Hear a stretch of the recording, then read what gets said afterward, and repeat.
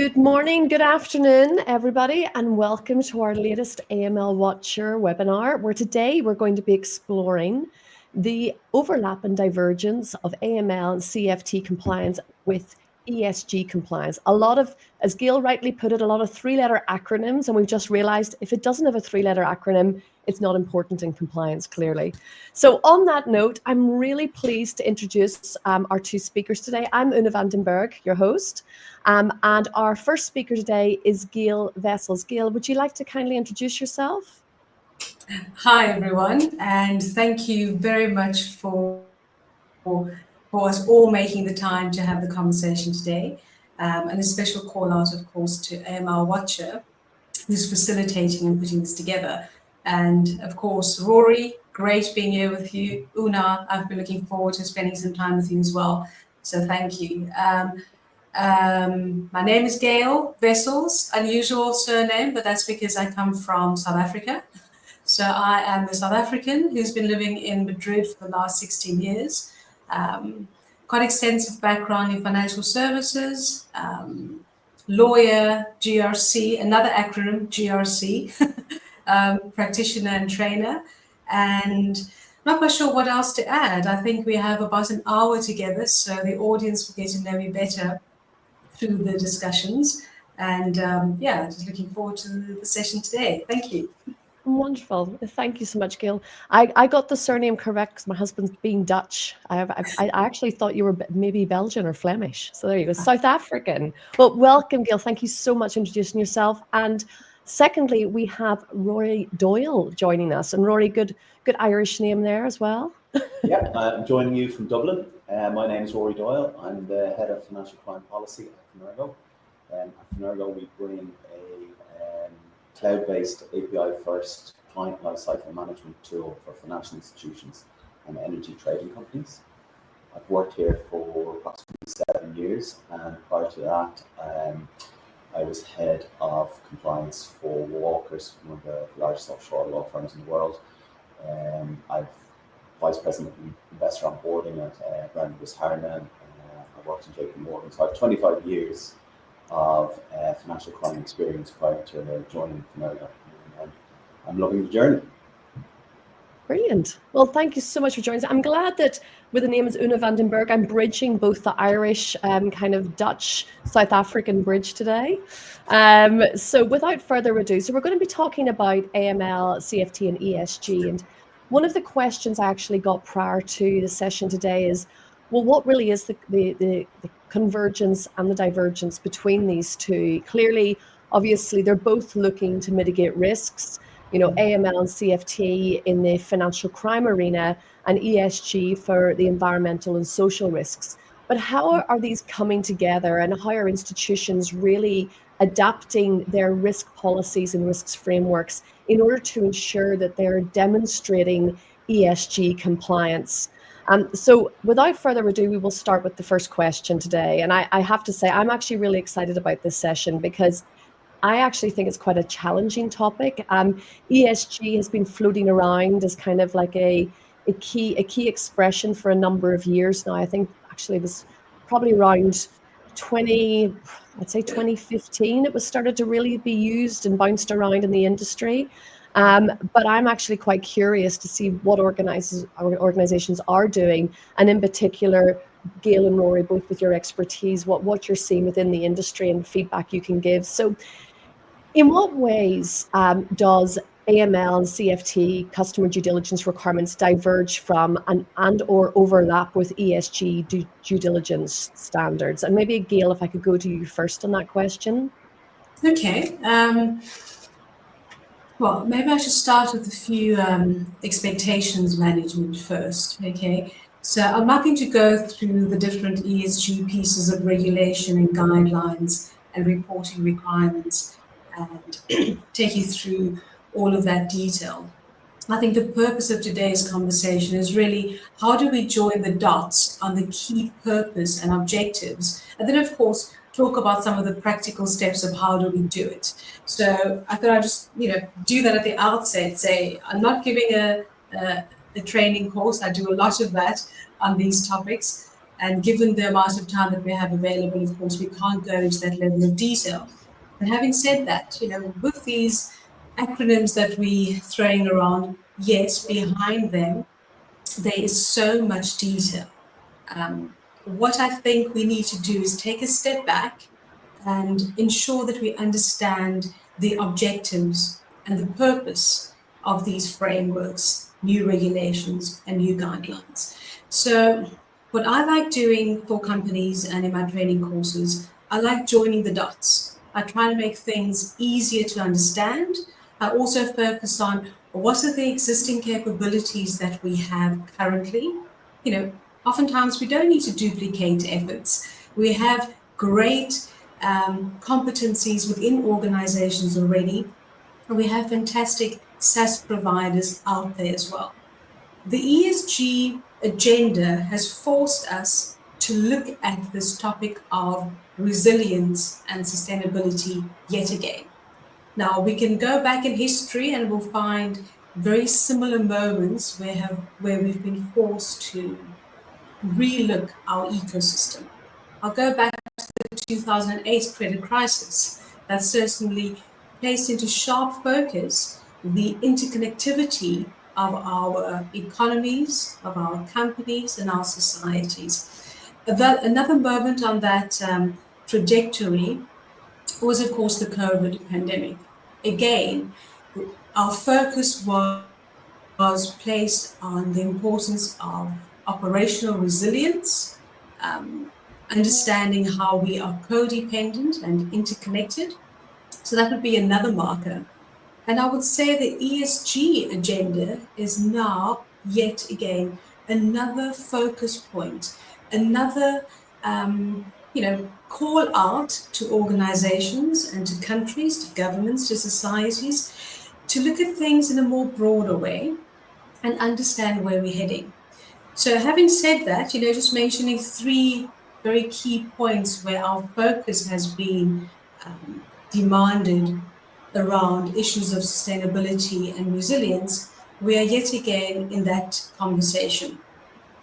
And when we look at the ESG agenda from an objectives perspective, they tally up very much and correspond very well with the objectives of AML and CFT in many respects. We need to bear in mind that both areas, both ESG, AML, CFT, the focus is there to protect not only the company, the organization, but also to protect society and our ecosystems as well.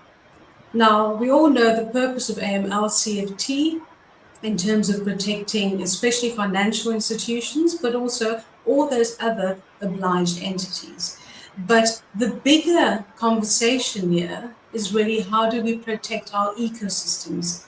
And I'm not referring to ecosystems from the environmental perspective only. I'm talking about those ecosystems in terms of how companies are codependent, how we look at our value chains, and how do we also extend, again, our consideration, our vision to this broader perspective of how do we enhance resilience, not only within our organizations, but within our ecosystems. And a phrase always comes to mind when I talk about ESG or AML for that matter. And the phrase is really, we're in this together.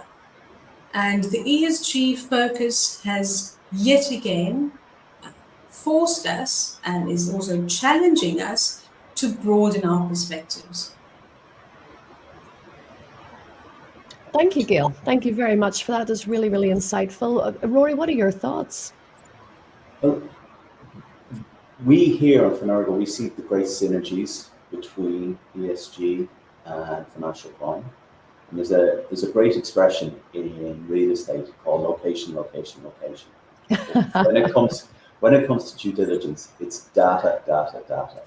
If you've got bad data in, you'll get bad data out. And the great news is, or the positive news is that there's a lot of data points in common between financial crime compliance and ESG compliance. And that means that you can utilize single system to be able to bring you through your risk assessment and know how your interactions with your client is going to affect both your financial crime issues, whether it be sanctions, whether it be adverse media, and your ESG requirements and your ESG responsibilities to the world.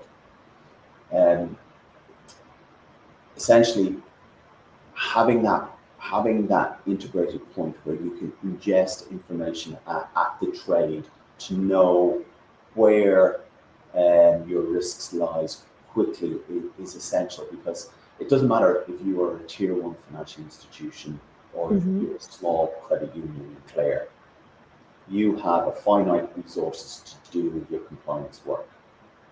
And those finite resources should, under FATF guidance, under JMLSG guidance, under EBA guidance, those finite resources should be placed towards your higher risk areas of the business. And you cannot work out what is high risk, whether it's ESG or financial crime, unless you've got good data into a good risk engine. Yeah, absolutely. You're absolutely right, Rory. Data is key, and it's actually something that people ask me quite often is, what are the skill sets of a future compliance officer? And the answer is, it's data analytics is key. And we need, we're going to be looking more towards, perpetual KYC, perpetual CRA. And in order to support that, our data is critical. And in fact, somebody told me a statistic the other week that when we onboard clients, we obtain approximately 1,400 data points. But whenever we actually put that into our systems, we in effect use approximately around 70 of those data points. So data is key. It's one source of the truth is key. And that's obviously something organizations are struggling with as well. But just to kind of bring it then specifically to, let's talk about like regulatory environments. I think it's fair to say that AML CFT is governed by established regulatory regimes, whether it's FATF, EU directives, US Patriot Act, with prescriptive rules in many locations. But ESG compliance, it has in the past been less standardized, relying mostly on voluntary guidelines, for example, UN principles for responsible investment. And that does vary significantly by jurisdiction. With the European Union's Corporate Sustainability Due Diligence Directive coming into force, how challenging has it become for European businesses to do the due diligence within, in particular, international trading partners? And Gail, maybe I could ask you that question. I think the simple answer is that it's extremely challenging. You talk about the different data points that we're collecting for AML CFT. When we look at the data points for, and I'm going to quote another, acronym here, your CSDDD or your CSRD, or whichever regulatory framework you're looking at, there are hundreds of data points. Now, we have some great rating agencies out there, and there's some clarity from regulatory bodies in terms of what those metrics should be. And we can debate whether it's 100 or 150. The message is it's a lot. It's also not only about our own businesses. Remember, this is supply chain risk. These are all your suppliers, all your business partners. So it's no longer only about the corporate. So we find thousands of corporates falling under the remit of regulation to look into their supply chain, requesting that information from their different business partners. And of course, that in turn causes a bit of a snowball effect. It just becomes a larger challenge, especially for those small companies, those medium-sized organizations who are not as familiar with setting up these programs. So it's a huge challenge. A phrase that comes to mind is, we are as strong as our weakest link. And in the world of globalization and extensive interconnectivity, we then, and I'm referring to us and them, but without any real clear distinction, maybe I should refer rather to your corporates who will be requesting this information from your SMEs, you would find those SMEs or those requested entities being in a very challenging situation, piecing together all that information, and then also piecing the information together in a way that makes sense as well. Now, in AML CFT, we have a lot of experience with KYC, and we know that every customer has to duplicate the exercise so often. And yes, there's some movement internationally towards KYC utilities and the rest, but that's still very slow in progress. So when we look at the trajectory of your KYC CDD space, that's indicative of what we can expect on the CSDD perspective as well. It's going to be slow, it's going to be extremely challenging, but the great news is that, of course, we have fantastic IT solutions, great SaaS providers out there. We're doing things in a much better way than we were 10 or 15 years on the KYC side. The opportunity I see here is for us to benefit from those existing capabilities. And when Rory mentioned data, that is so true. But again, rubbish in, rubbish out. So yes, we need to understand what data we're collecting and make real sense of that. So big challenge. Yes, we can learn from the lessons in the AML CFT space, and we can use a lot of those data points that we are already collecting to make sense of our obligations from an ESG perspective.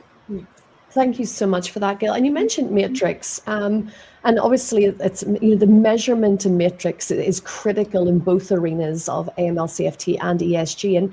And Rory, if I may kind of pass this one over to you. AML CFT matrix are quantitative, focusing on transaction monitoring, SAR filings, regulatory fines. But ESG compliance matrix are both quantitative and qualitative, involving carbon emissions, diversity matrix, and qualitative assessments of social impact. So one of the key questions is, let's talk about kind of adverse media screening. And adverse media screening tools offered by AML compliance solutions extensively cover regulatory enforcements. Do you think those screening tools can also be leveraged and support and be instrumental in helping with ESG compliance? I do because the screening tools that we provide, or the screening tools that we link into, cover so much around PEP identification, adverse media, and sanction screening that information can be used for the assessment within ESG. The big problem where we come about and we talk about ESG, or even when we talk about transaction monitoring, is we look at the false positives. So transaction monitoring in financial institutions, we see if you've got a bad transaction monitoring system, you're looking at 92 to 95% false positive rates. So for every 100 trades that you look into, for every 100 trades that you have to investigate that have been identified by your automated transaction monitoring system, only 8 are actually worthy of being moved on to money laundering reporting officer and suspicious activity. Having a good system which utilizing machine learning, utilizing artificial intelligence to bring that down, even if you can bring it down to the 80% level, you've got so much more resources available to you within your compliance department to be able to give good assessment of those risks. We've seen, we provide a community-based approach to compliance. So we sit down with our clients and financial institutions, and they discuss on a peer-to-peer review how they interpret different regulations.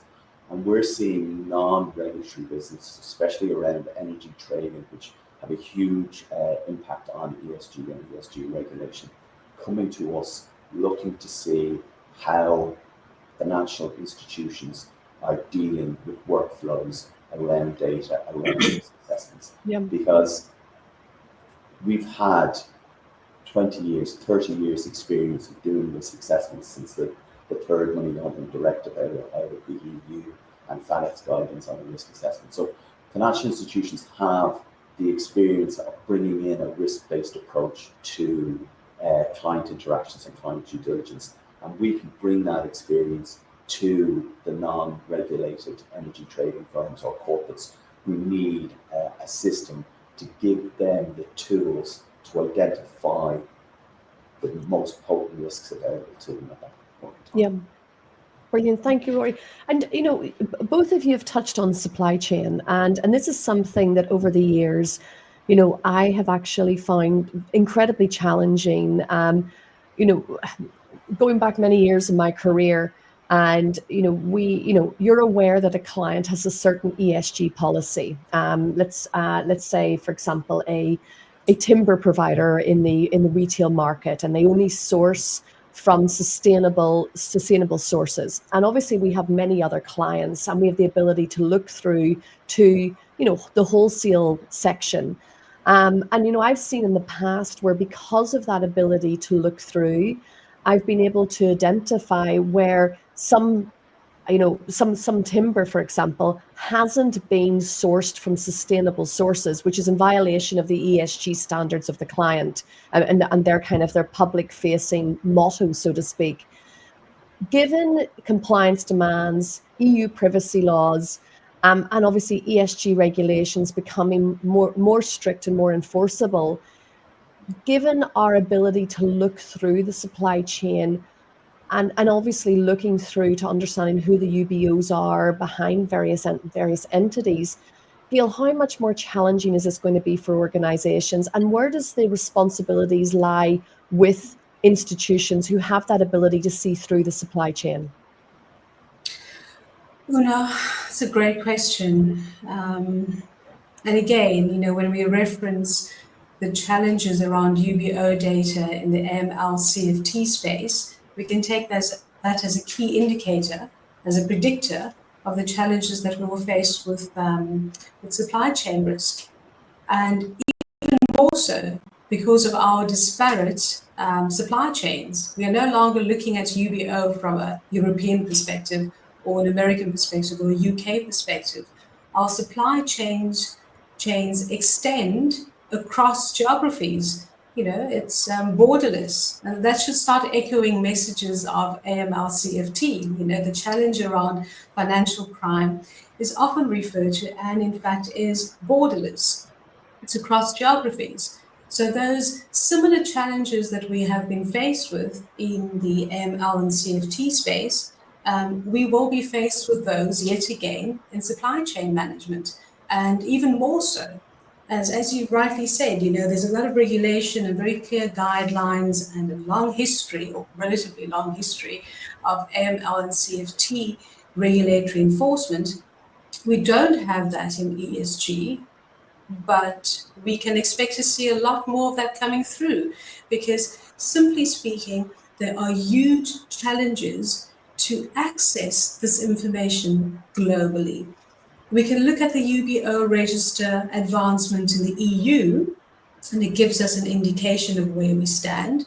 And Transparency International provides fantastic resources on that to get a sense of where we are at an EU level. And the long and short of it is that we're not progressing that well. You know, we have maybe close to 48% of member states who have UBO registers available, but then often they're not very easily accessible. You have the remaining that do not actually allow access entirely. They have paywalls. You need to prove your legitimate interest. So it becomes very, very challenging to access this information if it's there in the first place. And Rory referred to that 95% false positive rate for AML CFT transactions monitoring. We are going to be faced with a lot more than that, because we are not reliant only on UBO registers in the EU or UK or US. Our supply chains extend across so many different countries, and those geographies are different. They're all on their own maturity curve around obtaining that information, managing that information. And again, as Rory mentioned earlier, it's data, data, data. It's understanding where that data is, facilitating the process of collating that data, and then, of course, managing the process of sharing that data. And of course, there we have that balance of rights, around privacy and access to data, and that needs to be managed very carefully.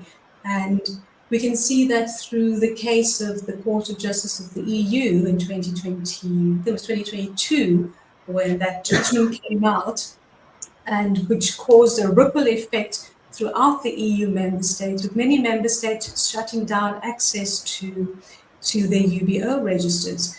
So it's challenging. The regulatory space in the more advanced countries, from a UBO perspective, is still at a very slow rate, and that is only going to become more challenging.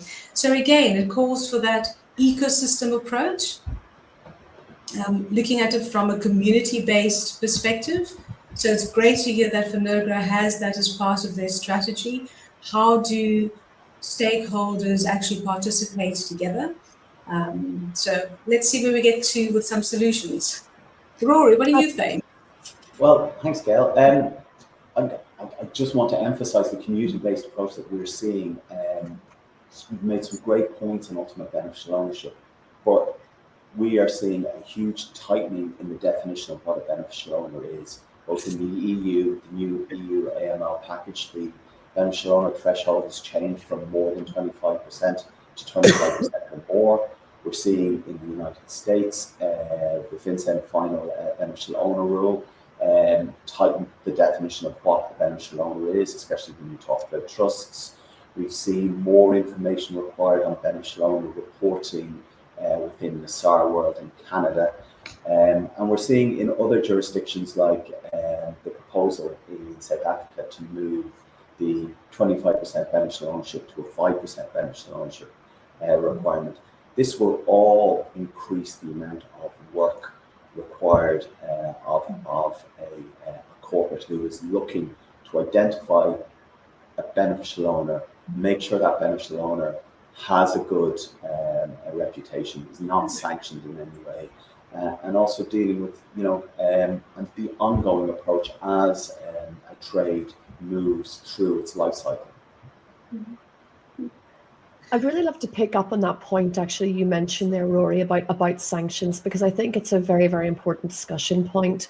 The focus in terms of ESG is about encouraging sustainable long-term changes rather than imposing purely punitive measures. And whilst sanctioning companies for environmental hazards or forced labor exploitation could be a powerful tool in promoting accountability and ethical practices, it must be implemented thoughtfully to balance enforcement with broader kind of socio-economic considerations. And so again, this is something that comes up quite often. Do you think that companies responsible for environmental hazards such as oil spills or exploiting forced labor and supply chain should be sanctioned? Obviously, yes.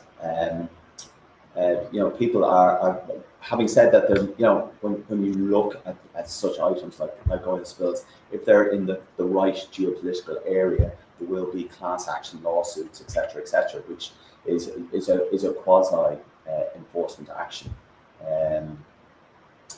What we see, we do an annual AML fines report in Fenergo, where we publish where we see changes in enforcement actions. And part of that is we look at ESG fines within financial institutions. And at the moment, we're seeing a major regulator imposing ESG fines is the SEC in the United States, which is quite surprising.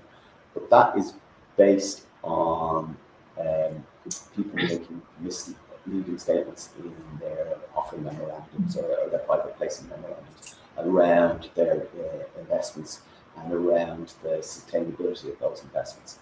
And the SEC has come down very large on these in the last 2 years. But what we're also seeing is the ESG, oh sorry, the SEC, the SEC has disbanded their ESG investigation team in the last 6 months. So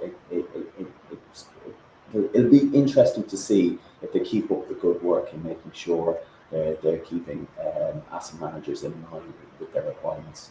We've also seen the other areas around APRA in Australia providing some enforcement actions there.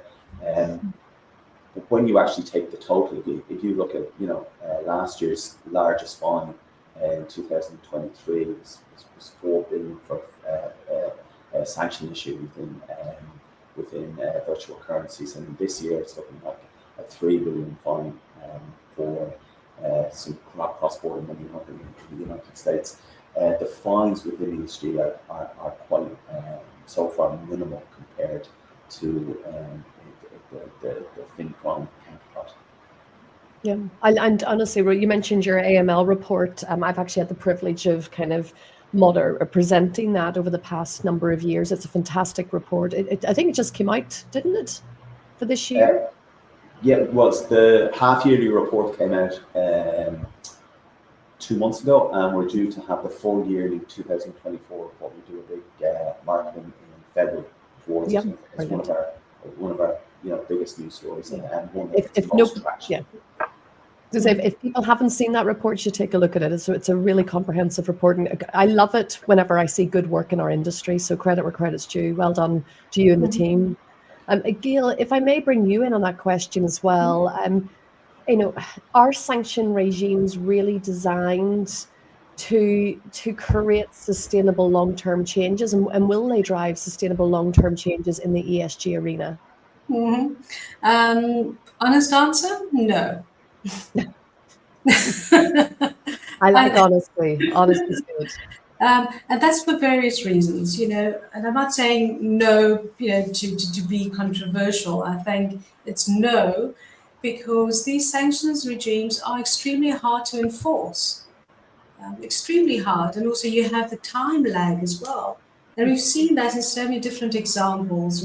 Again, we could do a quick whistle-stop tour of the major changes in sanctions regimes and how that has actually made a difference, and whether, if not, our sanctions regime and our criminal justice system globally is largely ineffective, and we see that in practice every day. But I would challenge to say that that's not the marker. Yes, it's great that we have enforcement regimes and there are regulators, moving investigations. And of course, we've all seen, the recent TD Bank and Starling Bank and the rest. Sterling Bank. So we have a sense of regulators focusing more on these aspects, but they have a tough job as well. Joining the dots in those investigations, working towards accountability, especially individual accountability, is extremely challenging. So yes, enforcement certainly drives behavior, but enforcement is very challenging and very complex, and oftentimes not very effective.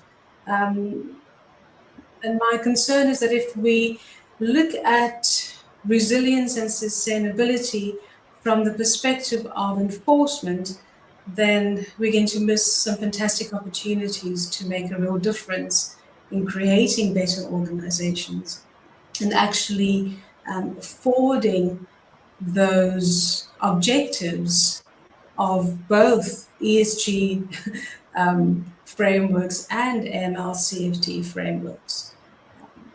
So, short answer is no.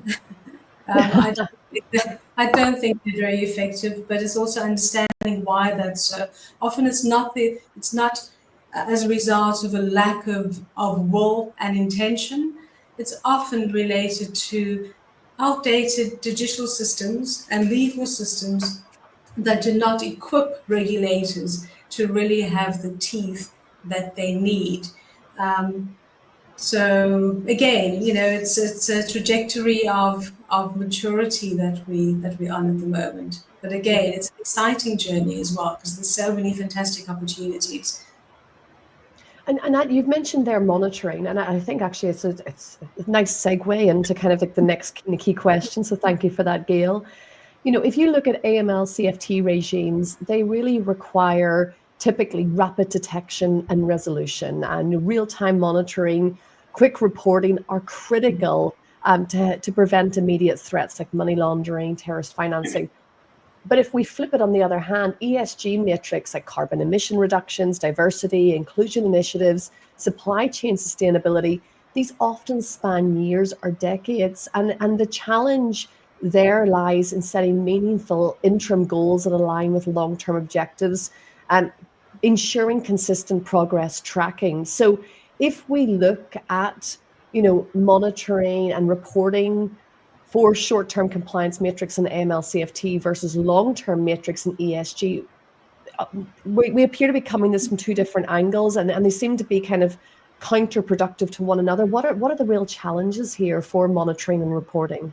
Mm-hmm. Maybe the real challenge is changing our perspective. Trying to draw a distinction between short and long term. They're so very much interconnected. If on a transactions monitoring perspective, you're picking up negative behavior, that's indicative of a long-term problem, isn't it? You might be looking at it from a lens of what's happening in your transactions behavior today or over a week or over 6 months to see whether your risk rating is changing. But that information feeds into the true nature of your business partner or of your client. So the ESG agenda challenges us and creates the opportunity to join those typically short-term dots in information or data points and really bring it all together to get an informed, holistic understanding of our business relationship. And a business relationship ideally is not short term, it's really focused on medium and long term. And that ties into the objectives of your ESG regulation, which is, of course, resilience and sustainability. But those are the same objectives behind AML and CFT regulation. So I don't see the two as separate. I think that there are such great opportunities to combine and to join forces because the purpose is the same. We have a lot of typically short-term data points, but those short-term data points are a great in-way to understanding our relationships better. I think Gail makes a great. Sorry, go ahead, Rory. Sorry, I beg your pardon. I think Gail makes a great point there, Oonagh. And I think it's something to think about. When we look at the definition of what money laundering is the use of proceeds from a crime. And if you're illegal dumping or you're going against the regulations out there, you're committing a crime. So financial crime prevention can be used as a tool to help ESG compliance. And we've seen that with FATF coming out about wildlife trading, coming about human trafficking and human slavery. These also need to be converted. People need to realize that if you go against ESG regulations, it's a crime, and therefore you're doing it to increase your revenue or increase your net profit, and that is a money laundering issue. Mm-hmm. Yeah. So why can't we use the great money laundering tools available to financial institutions around the world in the good fight against ESG issues around the world? No, totally, and that that obviously involves technology, and there is a growing overlap between AML CFT and ESG compliance, and which represents both a challenge and an opportunity, and which Gail was just mentioning there about how we can proactively address these demands that not only mitigate risks but enable organizations to position themselves as leaders in ethical innovations and sustainable business practices. So on that note about technology, Rory, since you mentioned the tools, I'm going to pass it over to you. Okay. What AML CFT compliance solutions have typically targeted the financial? They have typically targeted the financial sector, and ESG compliance is increasingly relevant to trade-intensive industries. So, what does this mean for tech within this realm? Quite frankly, it's a great opportunity for revenue growth. It's a great opportunity for to increase our profits in Fenergo. To be frank. What we see, if we look at something that is in common between energy trading companies and corporates and financial institutions, it's around sanctions compliance. We have seen within the EU an increase of over 1,300 entities in the last, or individuals and entities in the last 2 years being added to the consolidated list in the EU. And over the last 5 years, we've seen a 50% increase in sanctions being issued by OFAC in the United States. Each one of these needs to be tracked efficiently and well. And that's why you'll see the use of machine learning and AI to be able to be in a position to provide a good quality system. Because when it comes to compliance and your chief financial officer, they will look and they will say, we have X to spend on compliance. They won't say we've got X to spend on financial crime and we've got Y to spend on ESG. They're going to say, we have this amount to spend on compliance. And that means that the more fluid and more compliant you can make your financial crime workflows within your tech stack, the more time you have available to investigate your environmental, social governance issues. Does that make sense? Absolutely. We see an integration of financial crime workflows with an ESG workflows as being paramount for an efficient and well-balanced compliance operation within a corporate. But do you think, Rory, that... Sorry, go ahead, Gail. As Rory's kind of joining the dots there on the benefits of the tooling, when I've done business cases for due diligence, I look at it from the perspective of not only trade sanctions, but I also look at it from CFT, AML perspective, but also procurement, also around business value. So there I started adding the procurement team as well. So the ESG agenda, again, it's an opportunity for us to bring together all those different areas within the business where typically we have duplication of effort, duplication of resources. And when you're asking for your spend on compliance, the opportunity now is to broaden the focus of compliance to both regulatory and financial crime compliance, to include both of them. And I think that's where we start adding real value to organizations and identifying tools that can address multiple risks at the same time. And due diligence is a risk that is then later displayed and manifested in different areas across organizations. And if the organization does not have a good enterprise risk-wide perspective, where they do not understand fully the entire risk universe, the risk is often that there's duplication in service providers, duplication in processes, duplication in effort and money. So again, it's a fantastic opportunity to bring all of this together under one area and deliver increased value and hopefully at a lower cost if Fenergo allows their customers to negotiate very well. We'll leave the negotiations over to Rory and the team. But in terms of priorities, and if you're looking at, let's say I'm a compliance officer, I'm in a financial institution, I understand the importance of our ESG principles, of our commitments. But given the fact that there is a significant difference between the penalties for non-compliance, how is this impacting the prioritization of ESG in consideration of other competing priorities within financial institutions and other risk areas?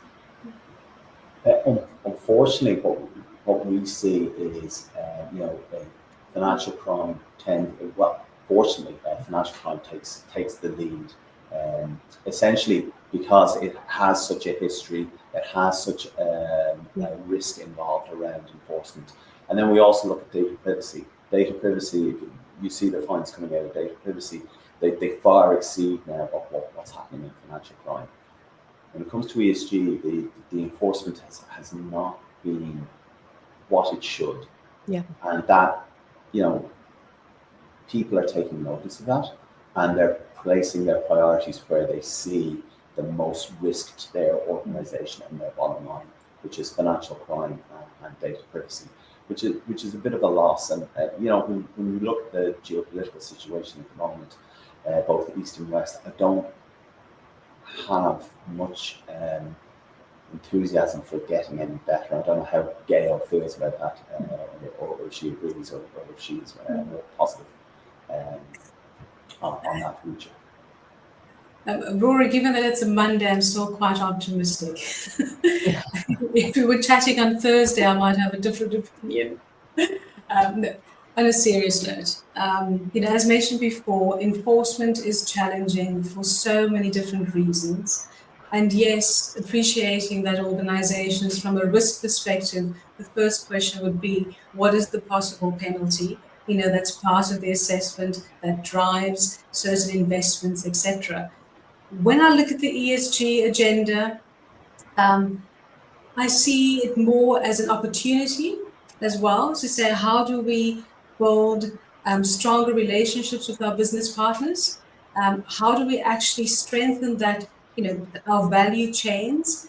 How do we expand those value chains? And that allows the debate around compliance to extend beyond risk, beyond penalty, but really to opportunities and how do we meet our business objectives. We always talk about compliance having a seat at the table when conversations around organizational objectives and targets are taking place. This is a great opportunity again for compliance to have that business conversation around how do we enhance our relationships with our supply chains, our business partners, and actually deliver real monetary value to the organization. In addition to managing risks at the same time, but really, expanding that conversation beyond risk to opportunity and real financial benefit. Thank you for that. And absolutely.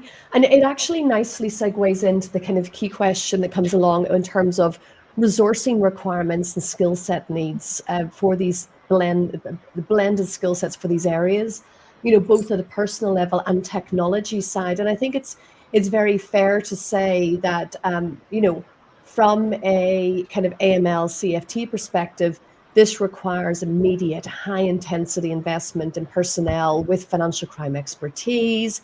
We need advanced transaction monitoring technologies. But in contrast, ESG compliance demands a much broader range of skills across multiple disciplines and investments in long-term solutions that integrate sustainability and governance into core operations.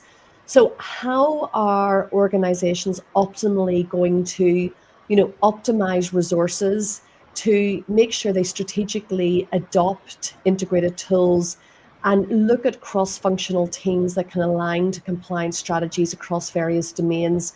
And what would those personal skill sets and technology tools look like? I don't know, Rory, if you want to pick that up first.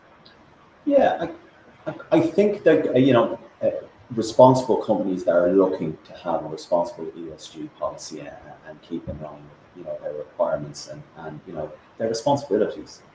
They can identify the synergies that exist between ESG and their existing financial crime workflows, whether that's, at the very top with a head of compliance dictating a business risk assessment for financial crime. Business risk assessment for ESG is also critical.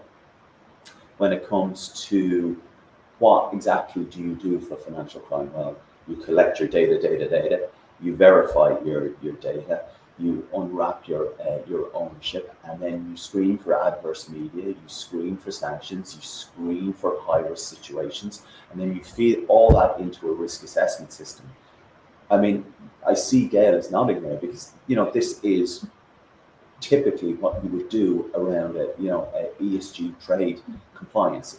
It's understanding who you're doing business with, understanding why they want to do business with you, and providing a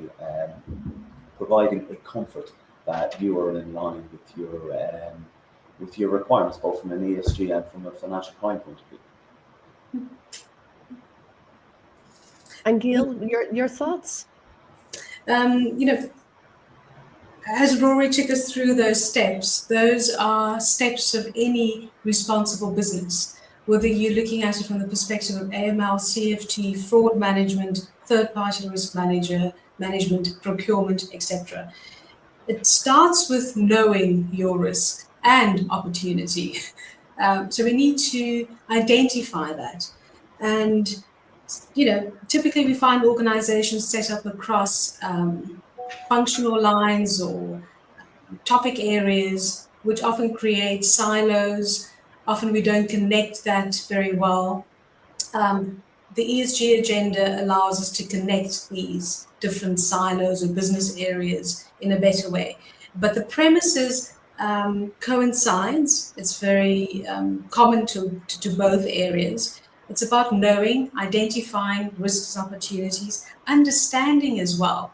And when we talk about understanding, that will now demand a broader skill set, because it's not only looking at it from a CFT AML perspective.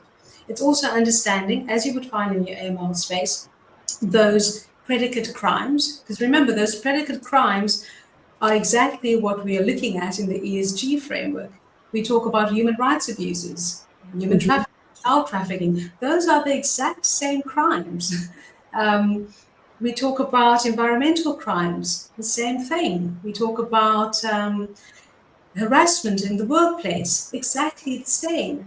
So those skill sets that we have in our AML space already, provided that it's not the rote, kind of tick boxing through the process, provided that's not the case, I firmly believe that there are great opportunities to leverage those existing skills in the AML CFT space to extract some of these opportunities around ESG, or just simply, more resilient business, understanding your risk and opportunity profile and bringing the right people together to make the right decisions around the required actions. Yep. And that's exactly it. Bringing the right skill sets together, the right people to have the right and the most optimal outcomes in terms of how those risk frameworks are going to look. So, in today's webinar, we've really explored the critical intersections between AML and CFT and ESG compliance. Apologies, Alexa, stop. I have a water reminder on my Alexa, so I do apologize. Artificial intelligence. I'm telling you, if I don't remind myself, I forget to drink it. But we've really today explored the critical intersections between AML and CFT and ESG compliance. And whilst AML CFT focuses on financial crime prevention with immediate metrics, as you've both rightly pointed out and provided very, very in-depth discussions around, ESG drives long-term sustainability and governance objectives, and they both demand tailored investments in expertise and technology. Rory, you've also discussed the growing relevance of ESG in sectors like tech and evolving penalties for non-compliance, which Gail, you've touched on as well. And together, as you both rightly pointed out, these frameworks represent an opportunity to align regulatory adherence with ethical leadership. So, as compliance professionals, we all have the opportunity and the chance now to shape industries that are both resilient and responsible.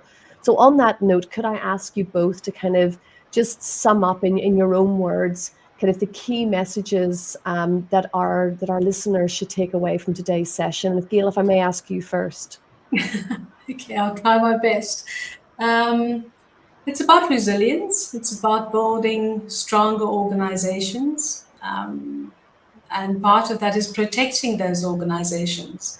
So we look at that from different perspectives: ESG agenda, AML, CFT, fraud, trade sanctions. There's so many, but the core and what's common to all of that is about protecting organizations and the people that work there and those ecosystems and making them stronger. Brilliant. Thank you so much, Gail. I love that. Protecting and making them stronger. Absolutely. And Rory, over to yourself. I think the one thing that we've seen when it comes to ESG and the fight against money laundering is knowing your risk. Having the ability to early identify risk factors that should increase or mitigate the need for the finite resources that your organization has to fight both sectors, and finding synergies within both workflows to enable you to have more time to fight those high risk issues. Absolutely. And finding those synergies is critical. And as you pointed out earlier on as well, Rory, data is key. So let's continue driving innovation and progress in compliance. I want to thank Gail and Rory, both of yourselves, for joining us today. This has been an incredibly insightful discussion.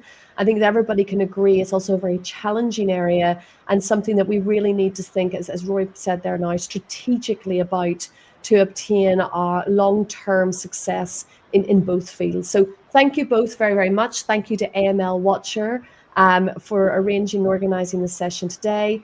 And we look forward to seeing you again soon. But to Rory and to Gail, thank you both very, very much, and wishing you every success and hope you have a wonderful day ahead. Thank you. Thank you very much.